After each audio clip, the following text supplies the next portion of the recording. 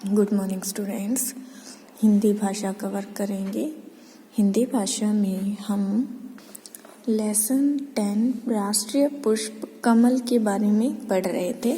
आज इसके हम लिखित प्रश्न उत्तर करेंगे। देखिए बेटा, क्या प्रश्न है? कमल हमें कैसे गुणों की ओर प्रेरित करता है? उत्तर आएगा, कमल हमें शुद्धता और पवित्रता जैसे गुणों की ओर प्रेरित करता है। कमल हमें शुद्धता और पवित्रता जैसे गुणों की ओर प्रेरित करता है। यह प्रश्न है, साहित्य में कमल के साथ शरीर के किस किस अंग की तुलना की जाती है? आंसर, साहित्य में कमल के साथ मुख यानी कि मुंह, नेत्रों यानी कि आँखों, हाथ पैरों तथा हृदय की तुलना की जाती है। ओके, एक बार और रीड करते हैं। साहित्य में कमल के साथ मुख, नेत्रों, हाथ पैरों और हृदय की तुलना की जाती है। ओके, ग प्रश्न है, भारतीय संस्कृति के विशेष गुण क्या है? तो भारतीय संस्कृति के विशेष गुण यह है कि वह संसार में रहते हुए भी मनुष्य को संसार के मोह माया से बचे रहने की प्रेरणा देती है। ठीक है, ये इसके संस्कृति के विशेष गुण हैं। ओके, कमल की 2 विशेषताएं लिखिए। कमल की 2 विशेषताएं क्या है? कि फर्स्ट है कि जल स्तर बढ़ जाता है तब भी उसी के अनुसार यह उठ जाता है। ठीक है। सेकंड है, सूर्य उदय होने पर यह खिलता है और अस्त होने पर इसकी पंखुड़ियां बंद हो जाती है या फिर यह बंद हो जाता है। ठीक है। थर्ड जो है, सही विकल्प पर टिक का चिन्ह लगाना है। चतुर्भुज किसे कहा गया है? चतुर्भुज बेटा श्री विष्णु को कहा गया है, इसको टिक करना है।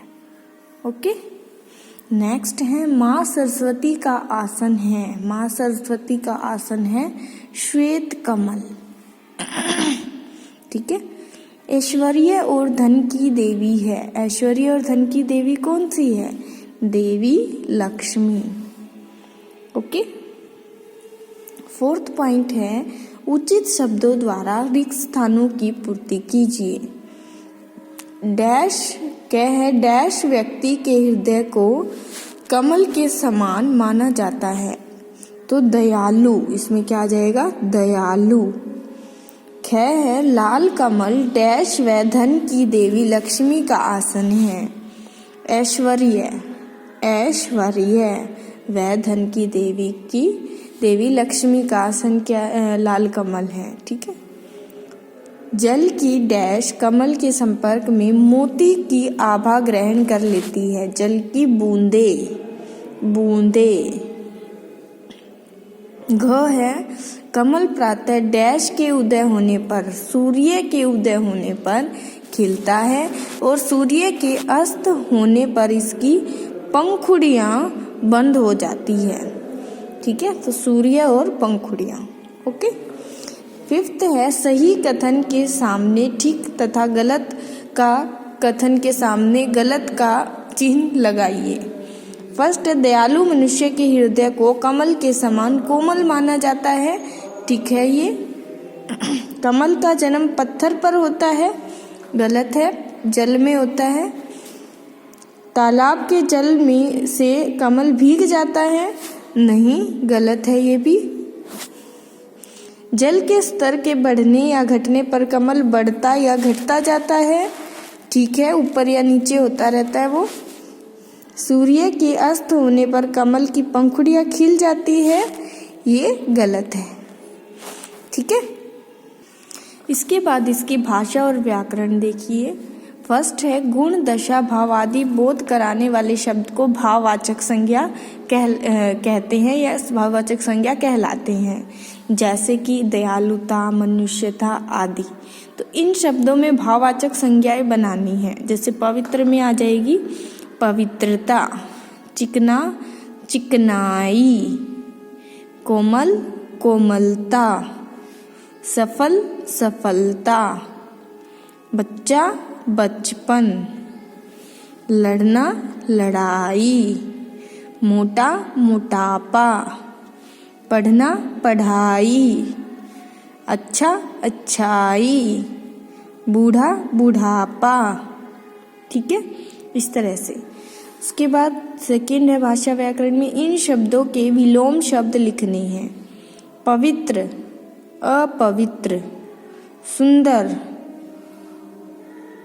कुरूप, विद्या, अविद्या, गुण, दोष, उठता, बैठता, समानता, असमानता, कोमल, कठोर, आदर, निरादर, निम्न, उच्च, सफलता, असफलता।